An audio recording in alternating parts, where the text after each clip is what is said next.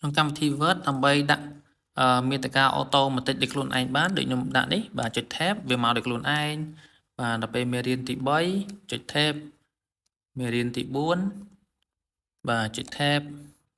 មេរៀនទី5បាទអញ្ចឹងពេលយើងចុច Tab ទៅវាមកសញ្ញាចុចអូតូម៉ាទិកដោយខ្លួនឯងបាទមេរៀនទី6ចុច Tab ឃើញទេបាទវាមកអូតូម៉ាទិកខ្លួនឯងសញ្ញាចុចដូចស្មើគ្នាហ្នឹងបាទចុច Tab ហើយខ្ញុំអត់ធ្វើអីក៏វាចេញដែរបាទអត់ទៅសេក៏វាចេញដែរពេលខ្ញុំចុច Tab បាទអញ្ចឹងដើម្បីធ្វើការងារហ្នឹងយើងត្រូវកំណត់បែបណាបាទតាមទាំងអស់គ្នាបាទដំបូងអ្នកទាំងគ្នាត្រូវទៅទាញយក ruler សិននេះបាទបន្ទាត់ខាងលើនេះមានលេខ1លេខ2លេខ3បាទហ្នឹងយើងហៅ ruler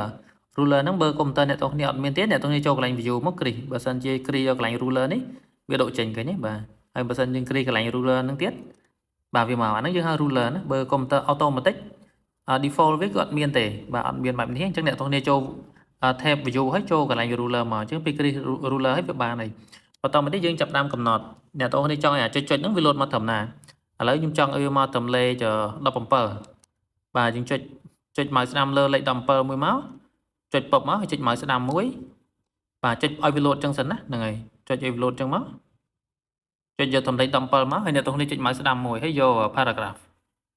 បាទយក paragraph ហើយយើងចុច tab ខាងក្រោមនេះបាទបន្តចុចកន្លែងនេះកន្លែងនេះចុចកន្លែងលេខ2នេះវាមានលេខ3អីចឹងទៅលេខ4ទៅខ្ញុំយកកន្លែងលេខ2ចុច set មកហើយចុច OK មកអញ្ចឹងនៅពេលដែលយើងសរសេរអក្សរអីមួយ